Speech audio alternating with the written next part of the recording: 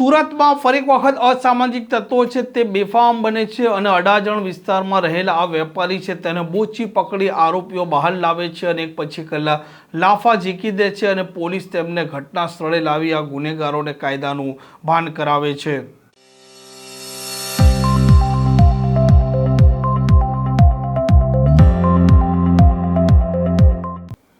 નમસ્કાર, આપ જોઈ રહ્યા છો હોટલાઇન ન્યૂઝ અને હું છું આપણી સાથે તોફિક ગાંચી। સુરતમાં જે પ્રકારે કાયદો વ્યવસ્થાને લઈને અસામાજિક તત્વો વારંવાર છે તે સવાલો ઊભા કરે તેવા કામ કરી રહ્યા છે અને જે પ્રકારે તે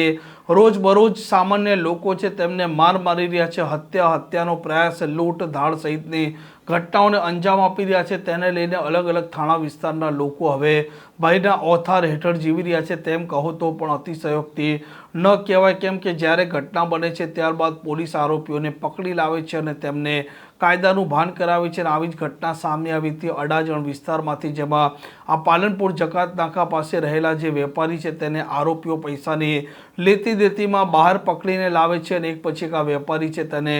લાફા ઝીકી દેતા આસપાસના વેપારીઓ ડરી જાય છે, ભયભીત થઈ જાય છે અને મામલો જ્યારે પોલીસ સુધી પહોંચે છે તે સમયે આ પોલીસ અધિકારીઓ છે તે આરોપીઓ છે તેમને શોધી લાવે છે અને તેમને ઘટના સ્થળે લઈ જાય છે। ઘટનાનું પંચનામું રિકન્સ્ટ્રક્શન એટલે કે હર્ષ સંઘવી વારંવાર કહેતા હોય છે કે ગુનેગારો ખાખીથી પણ ડરવા જોઈએ, દંડાથી પણ ડરવા જોઈએ અને તેમના વરઘોડા પણ નીકળશે અને તેમના સરઘસ પણ નીકળશે। તે જ મુજબ આ આરોપીઓના વરઘોડા અને સરઘસ પોલીસ નીકાળે છે અને તેમને કાયદાનું ભાન કરાવે છે। અને સુરતમાં જે પ્રકારે અલગ અલગ થાણા વિસ્તારમાં આ ઘટનાઓ બની રહી છે તેને લઈને હવે લોકો ચિંતિત પણ છે અને પોલીસ છે તેનું શું પૂરતા પ્રમાણમાં પેટ્રોલિંગ નથી, પોલીસ તે રાત્રિના સમયે ઓછી દેખાઈ રહી છે તેવા સવાલો પણ હવે લોકોના મનમાં સતત ઉદ્ભવી રહ્યા છે, કેમ કે પોલીસનું જ્યારે પેટ્રોલિંગ ઓછું દેખાય કે પોલીસ જ્યારે રોડ રસ્તા પર ઓછી દેખાય તે સમયે આવા ગુનેગારો છે તેમને મોકળું મેદાન મળતું હોય છે। આ પ્રકારની ક્રાઇમ સ્ટોરી માટે હોટલાઇન ન્યૂઝ ચેનલને લાઇક, શેર અને સબસ્ક્રાઇબ કરવાનું ભૂલતા નહીં। નમસ્કાર।